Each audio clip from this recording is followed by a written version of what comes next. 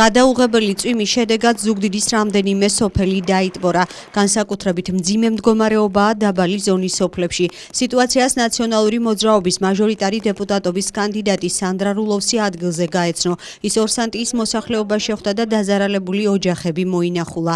ადგილობრივები ხელისუფლებას უყურადღებობასა და უმოქმედობაში ადანაშაულებენ. მათი განმარტებით წყალსაწრეტი არხები გაწმენდილი არ არის და ამ პრობლემამაც სწორედ ამიტომ იჩინა თავი. ყურადღება ნაციონალებისგან არ მაგი. დანარჩენი მე არ ვიცი. ბევრი იქნება 1-5 წელი მაინც იქნება. ყველაზე პატარა ვერ არავინ არ მოსულა. არავინ არ მოსულა. ყოფილმა პირველმა ლედიმ ის ოჯახებიც მოინახულა, რომელთაც სოციალურად დაუცველებისთვის საცხოვრებელი პირობების გასაუმჯობესებლად მუნიციპალურმა პროგრამამ სარემონტო სამუშაოები არ დაუფინანსა.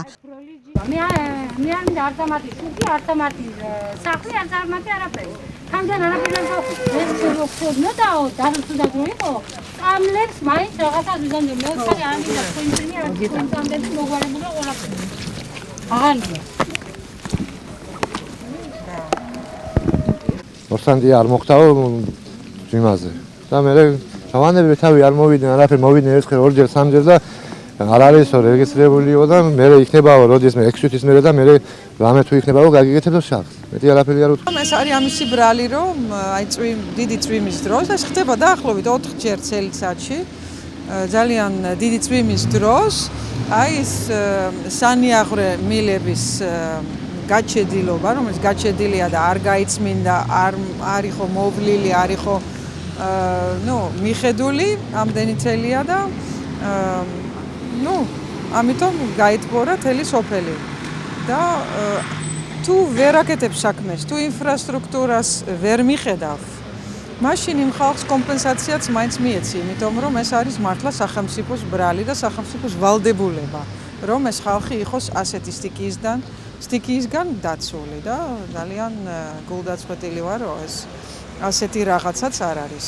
თან რამდენიმე ოჯახში ვიყავი, სადაც ისევ ის პრობლემები იყო, რომ სამლების ფული არ აქვს, სოციალური დახმარება არის მოხსნილი.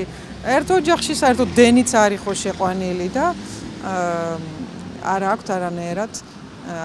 აქვს არანაირად საშუალება, რომ ნორმალური ბინა აშენო. ბოლოს ოჯახი რომ ნახეთ იმ ოჯახის ხო, ზუსტად ამაზე ვსაუბრობ. პროგრამა იყო სახელმწიფო პროგრამა და შეიძლება თქო რა. ხო, სოციალური ბინების პროგრამაში უნდა შევიდეს ასეთი ხალხი, რა თქმა უნდა, მაგრამ თქვეს რომ ჯერ ორსანტის დრო, ორსანტის რიგი ჯერი არ არის ჯეროდა. აბა როდემდე უნდა ელოდოს, ხო?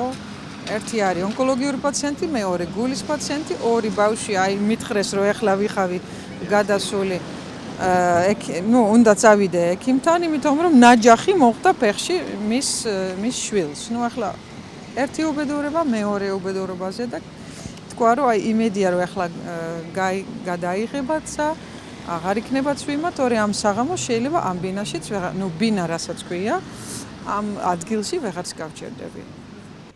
სანდრა რულოვსი კარდაკარის ფარგლებში საარჩევნო შეხვედრებს განაგრძობს. კანდიდატი არსებულ პრობლემებზე ინფორმაციას ადგილობრივებისგან პირადად იღებს.